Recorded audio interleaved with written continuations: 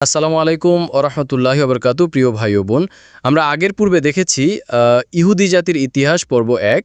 যারা এখনও দেখেননি তারা দেখে আসবেন। আজ শুরু হচ্ছে ইহুদি জাতির ইতিহাস পর্ব নাম্বার ২। আজকের এই গুরুত্বপূর্ণ আলোচনায় থাকছে রহস্যময় এক জাতির ইতিহাসের নতুন অধ্যায়। আমি মোহাম্মদ মিলন হোসেন পুরা ভিডিও জুড়ে আপনাদের সঙ্গে রয়েছি। আজ আমরা জানব এক রহস্যময় জাতির ইতিহাস। এক জাতি যারা একসময় ছিল নবীদের অনুসারী, আল্লাহর পক্ষ থেকে নির্বাচিত, আর আজ তারা বিশ্বের সবচেয়ে বিতর্কিত ও ঘৃণিত জাতি হিসেবে পরিচিত। কোথা থেকে এলো এ জাতি? কিভাবে তারা আল্লাহর পক্ষ থেকে প্রিয় জাতি থেকে ধীরে ধীরে নাফরমান, অপরাধী ও ধ্বংসাত্মক এক জাতিতে পরিণত হলো? এই ভিডিওর মাধ্যমে আমরা ধাপে ধাপে জানব পুরো ইতিহাস। মিশরে যাওয়ার আগের অবস্থা, তাদের স্বভাব, কর্মকাণ্ড এবং সেই সময়ের রাজনীতির চিত্র। ইহুদি জাতির ইতিহাস পর্ব ২। মিশরে যাওয়ার আগে কেমন ছিল বনি ইসরায়েল? বনি ইসরায়েল জাতিকে হজরত মুসা আলাইসাল্লাম মিশর থেকে মুক্ত করে নিয়ে গিয়েছিলেন, এটা ইহুদি, খ্রিস্টান ও মুসলিম সকলেই বিশ্বাস করেন। কিন্তু মিশরে স্থান পাবার আগের ঘটনা কি? আজকে কথা হবে সেটা নিয়েই। বন্ধুরা, এটাই সেই হিব্রু বাইবেল সোর্স রেশনাল ফেটস। এখানে বলা হয়েছে হজরত ইব্রাহিম আলাইসাল্লামের পুত্র, এক পুত্র হজরত ইসমাইল আলাইসাল্লাম আর আরেকজন ছিলেন হজরত ইসহাক আলাইসাল্লাম, যাকে ইংরেজিতে আইজ্যাক বলা হয়। ইহুদিদের বিশ্বাস অর্থাৎ আদি পুস্তক ২৫ অনুযায়ী হজরত ইসহাক আলাইসাল্লামের বয়স যখন ৪০ বছর, তখন তিনি বিয়ে করেন রেবেকা নামের এক মেয়েকে। তিনি যমজ পুত্র সন্তানের জন্ম দিলেন। একজনের নাম ঈসা বা আরবে যাকে ইস বলা হয়, আর অপরজন ছিলেন হজরত ইয়াকুব আলাইসাল্লাম বা জ্যাকব। তাদের ঘটনাগুলো বর্ণনা করবার ক্ষেত্রে আমরা ইসলামিক ফাউন্ডেশন থেকে প্রকাশিত হজরত ইবনে কাসির রচিত আল বিদায়া ওয়ান নিহায়া, ইসলামের ইতিহাস আদি অন্ত গ্রন্থের ৪২৮ থেকে ৪৩৯ পৃষ্ঠাকে রেফারেন্স হিসেবে ব্যবহার করছে। এছাড়াও ইহুদিদের তৌরাতের আদি পুস্তক ও তাদের নীতিবাক্য ও তফসির গ্রন্থ মিদ্রাসও ব্যবহৃত হবে। বন্ধুরা, স্ক্রিনে যেটা দেখতে পাচ্ছেন সেটাই হলো ইহুদিদের নীতিবাক্য ও ব্যাখ্যা গ্রন্থ মিদ্রাস। Source greenfieldjudaica.com। এই ক্ষেত্রে ইহুদি কিতাবগুলোতে কিছু অদ্ভুত কাহিনীর বর্ণনা রয়েছে, যা ইসলামিক কিতাবগুলোতে পাওয়া যায় না। যেমন বলা আছে, হজরত ইয়াকুব আলাইসাল্লামের চেয়ে বড় সন্তান ইসুর প্রতি বাবা হজরত ইসহাক আলাইসাল্লামের বেশি ভালোবাসা ছিল। কিন্তু রেবেকার একটি চালের কারণে হজরত ইয়াকুব আলাইসাল্লাম বাবার আশীর্বাদ পুষ্ট হয়ে ওঠেন, কিন্তু ইস হননি। এতে ইস হজরত ইয়াকুব আলাইসাল্লামের কোতে ক্ষিপ্ত হয়ে ওঠেন। ফলে মায়ের পরামর্শে হজরত ইয়াকুব আলাইসাল্লাম পালিয়ে যান। গন্তব্য হারান। এই শুধু এটুকুই পার্থক্য। তবে এর পরের কাহিনীগুলো নিয়ে তেমন মতভেদ নেই। হজরত ইয়াকুব আলাইসাল্লাম বীরশেবা থেকে বেরিয়ে হারান মরুর দিকে যাচ্ছিলেন, যেমনটা আগের পর্বে বলা হয়েছিল। এখানেই তিনি সন্ধ্যার পর ঘুমালে স্বপ্ন দেখেন যে পৃথিবী থেকে একটি সিঁড়ি উপরে উঠে গেছে, সেখানে আল্লাহর ফেরেশতারা ওঠানামা করছে। স্বপ্নে আল্লাহ তাকে জানালেন যেখানে হজরত ইয়াকুব আলাইসাল্লাম শুয়ে আছেন সে ভূমি তিনি তাকে দেবেন এবং তার বংশধররা পৃথিবীতে ছড়িয়ে পড়বে। বন্ধুরা, স্ক্রিনে যেটা দেখতে পাচ্ছেন সেটাই হলো বীরশেবা, ইসরায়েল। সোর্স লুকলেক্স থেকে নেওয়া হয়েছে। স্বপ্ন দেখে তিনি জেগে উঠলেন। এই সিঁড়ির স্বপ্ন জ্যাকবস লেডার ড্রিম নামে পরিচিত। এই স্বপ্নের মাধ্যমে তিনি পবিত্র ভূমির প্রতিশ্রুতি পান, আর ইহুদি ও খ্রিস্টান হল হজরত ইয়াকুব আলাইসাল্লামের বংশধর। লুজ নামের সে জায়গার নাম তিনি বেথেল বা বাইতুল্লাহ রাখলেন। ইবনে কাসিরের আল বিদায়া গ্রন্থে আছে, তিনি ওয়াদা করলেন যে ভবিষ্যতে তিনি নিরাপদে পরিবারের কাছে ফেরত যেতে পারলে শুকরিয়াস্বরূপ ঠিক এই জায়গায় আল্লাহর জন্য একটি ইবাদতখানা নির্মাণ করবেন। পাথরের উপর বিশেষ তেল দিয়ে তিনি জায়গাটা চিহ্নিতও করে রাখলেন। এরপর হজরত ইয়াকুব আলাইসাল্লাম আবার রওনা দিলেন। পূব দিকের এক অঞ্চলে এসে তিনি মানুষকে জিজ্ঞেস করলেন জায়গাটার নাম। তারা উত্তর দিল এ জায়গার নাম হারান, অর্থাৎ তিনি ঠিক জায়গায় এসে পৌঁছেছেন। তখন ইয়াকুব আলাইসাল্লাম জিজ্ঞেস করলেন, আপনারা কি লাবানকে চিনেন? আসলে তিনি তার মামা লাবানের কাছে এসেছিলেন। তার মা তাকে যেভাবে বলেছিল সেভাবেই জিজ্ঞেস করতেছি। তারা বলল, জি চিনি, তিনি ভালোই আছেন। ওই যে দেখুন তার মেয়ে রাহেলা ভেড়ার পাল নিয়ে আসছেন।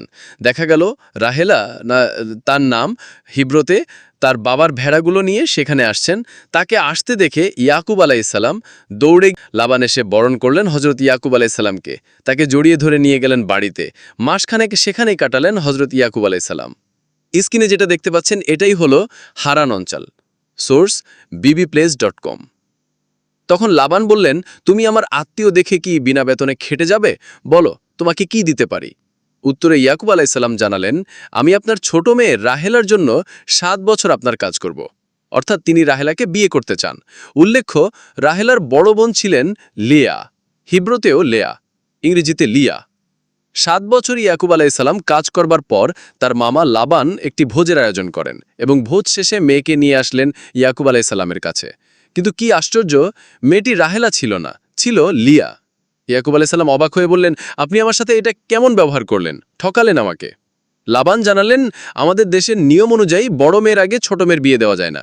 তুমি এই বিয়েটা করে ফেলো, এরপর আরও 7 বছর আমার জন্য কাজ করবে পরে, তাহলে আমার অন্য মেয়েটিও আগামী সপ্তাহে তোমার হয়ে যাবে।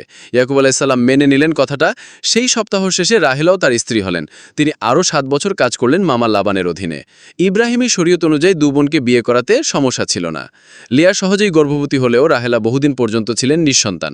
হজরত ইয়াকুব আলাইসাল্লামের 12 পুত্র হয়েছিল। এর মাঝে শেষ দুজন কেবল রাহেলার গর্ভে, তারা ছিলেন হজরত ইউসুফ আলাইসাল্লাম এবং বেনজামিন বা বিনিয়ামিন। বিনিয়ামিনের জন্ম দিতে গিয়ে রাহেলাজি মারা যান। তার বাকি 10 পুত্রের নাম ছিল রুবেন, শিমিয়ন, লেভি, এহুদা, ইসাখার, জবরুন, দান, নপ্তালি, গাদ এবং আশের। তার একমাত্র কন্যা ছিলেন দিনা। আপনারা এই স্ক্রিনে যে চারটি দেখতেছেন, এই চারটি হলো ইয়াকুব আলাইসাল্লাম দা ইসরায়েলের 12 পুত্র। সোর্স কুয়ারা থেকে নেওয়া হয়েছে। 20 বছর মামার ভেড়া চড়বার পর তিনি দেশে ফেরত যেতে চাইলেন। মামা সেই অনুমতি দিলেন। জমুজ ভাই ইসের সাথে সম্পর্ক ভালো করবার জন্য ইয়াকুব আলাইসাল্লাম ইদম দেশে লোক পাঠালেন। লোক পাঠানোর পর নিজেও একই রাস্তায় রওনা দিলেন। সে দূত পাঠিয়েছিলেন পথমধ্যে এক জায়গায়। তা দেখা হলো। ইয়াকুব আলাইসাল্লামের দূতেরা ফিরে এসে জানালো, আপনার ভাই ইস তো 400 লোক নিয়ে আপনার সাথে দেখা করতে আসছেন। এই কথা শুনে ইয়াকুব আলাইসাল্লাম ভাবলেন, ইস বুঝি তাদের আক্রমণ করতে আসছেন। তিনি ঘাবড়ে গেলেন। তিনি তখন তার বিশাল দলটিকে 2 ভাগে ভাগ করলেন। ভাবলেন, একটা দলের সাথে ইসের দেখা হলো, যদি আক্রমণ করে তাহলে অন্য দলটি পালিয়ে যেতে পারবে। এটা করবার পর তিনি তার স্ত্রী সন্তান নিয়ে কাফেলা ওখানেই থামালেন। সিদ্ধান্ত নিলেন ইসের জন্য তিনি অনেক উপহার দেবেন। 200 ছাগি, 20টা ছাগর, 200 ভেড়ি, 20টা ভেড়া, 30টা দুধেল উটনি, 40টা গাভী, 10টা ষাঁড়, 20টা গাধী ও 10টা গাধা। উপহারগুলো তিনি আগে আগে পাঠিয়ে দিলেন, কিন্তু তিনি রাতটা ওখানেই কাটালেন। তবে ইয়াকুব আলাইসাল্লাম যে ভয়টা পাচ্ছিলেন সেটি মিথ্যে ছিল। ঈস পরদিন যখন এলেন তখন 2 ভাইয়ের মিলন সুখেরই ছিল। ঈস হজরত ইয়াকুব আলাইসাল্লামের স্ত্রী পুত্রদের দেখে খুশি হয়েছিলেন।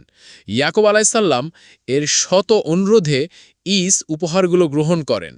এরপর তিনি শাখিম এলাকার উরশালিম নামের এক গ্রামে পৌঁছান। সেখানে শাখিম ইবনে জামুরের এক টুকরো জমি তিনি 100 ভেড়ার বিনিময়ে কিনে নেন ও সেখানে তিনি একটি কুরবানগাহ নির্মাণ করেন। সেটির নাম তিনি রাখেন এল ইলাহি ইসরায়েল, অর্থাৎ ইসরায়েলের মাবুদি আল্লাহ। ইবনে কাসির তার আল বিদায়া ওয়া নিহায়া কিতাবে লিখেন, এ কুরবানগাহ নির্মাণের আদেশ আল্লাহ দিয়েছিলেন হজরত ইয়াকুব আলাইসাল্লামকে। এটি আজকের বাইতুল মুকাদ্দাস। এটা সে জায়গা ছিল যেখানে তিনি তেল দিয়ে চিহ্নিত করে রেখেছিলেন এবং নিজে ওয়াদা করেছিলেন ইসরায়েল আলাইসাল্লাম ঠিকঠাক স্বদেশে ফিরে এসেছিলেন। তার 12 পুত্রের বংশ পরবর্তীতে ইসরায়েলের 12 গোত্র অর্থাৎ বনি ইসরায়েল নামে পরিচিত হয়। আগেই বলা হয়েছে তার স্ত্রী রাহেলার সন্তান হচ্ছিল না। আল্লাহর কাছে অনেক প্রার্থনার পর তার অসম্ভব ফুটফুটে পুত্র সন্তান হয়।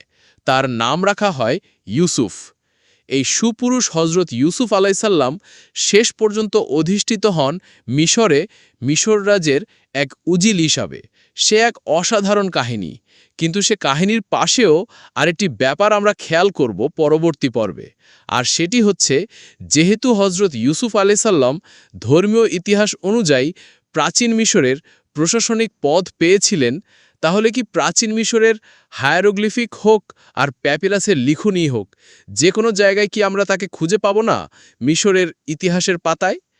কারো সাথে কি খাপে খাপে মিলে যায় এই ঘটনাগুলো? দেখা যাক তবে পরের পর্বে। বন্ধুরা, এই স্ক্রিনে যে ছবি দেখতে পাচ্ছেন সেটি হলো দাস হিসাবে মিশরে ইসরায়েল জাতি। Source mosaicmagazine.com। বন্ধুরা, এই পর্ব শেষ করার আগে আমরা আরও কিছু বিষয়ে ক্লিয়ার হব, যাতে আমাদের মনে কোনো প্রশ্ন না থাকে। লাতিন শব্দ পাগানুস থেকে প্যাগান শব্দ এসেছে। মূলত প্যাগান বলতে তাদেরকেই বোঝায় যারা বহু দেবদেবীর পূজা করত বা করে। সেটা মূর্তি পূজা হতেও পারে, নাও পারে। মূর্তি পূজা এর অন্তর্গত। ইসরায়েলিরা একেশ্বরবাদী ছিল। সত্যি বলতে খ্রিস্টানদের থেকে ইহুদিদের সাথেই বরং ঐশ্বরিক ধারণায় মুসলিমদের বেশি মিল।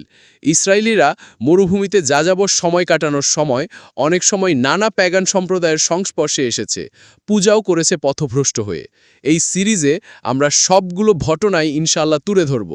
বাইবেল ও কোরআনে সামেরির গোবাছুরের ঘটনা যেমন এসেছে, আবার দেবতা বাল এর কথাও এসেছে। এমনকি এই পর্বে উল্লিখিত যে লাবানের কথা বলা হলো, তিনি নিজেও প্যাগান বা পৌত্তলিক ছিলেন। ইহুদি কিতাবে এ ব্যাপারে বিবরণ পাওয়া যায়।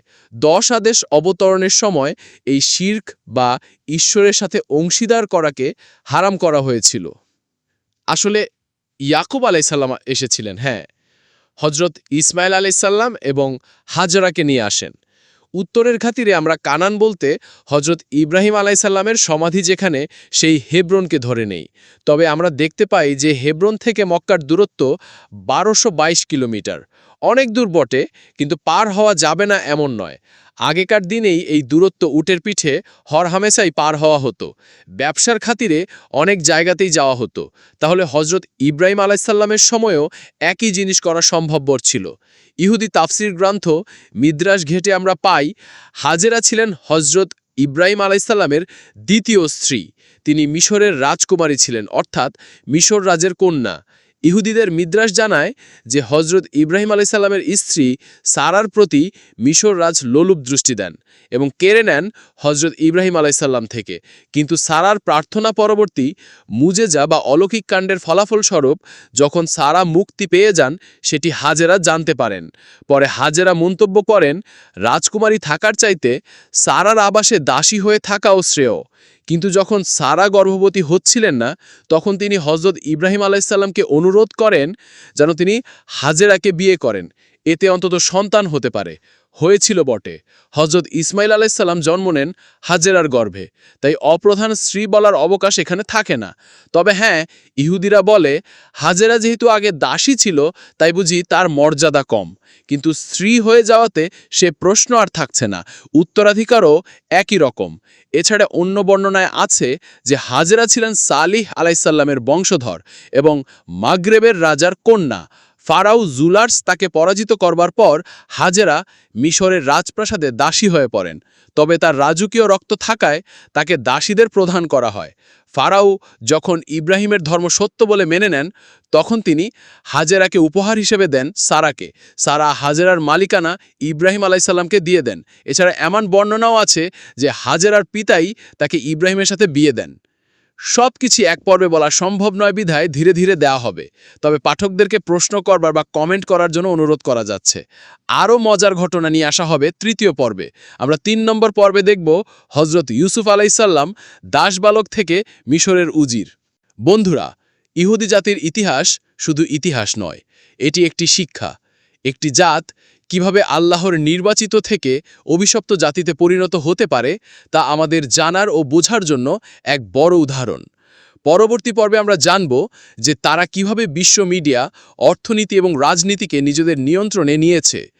আপনি যদি এই ইতিহাস জানতে চান, তাহলে চ্যানেলটি সাবস্ক্রাইব করুন আর ভিডিওটি শেয়ার করে দিন সবাইকে জানানোর জন্য। আমি মোহাম্মদ মিলন হোসেন।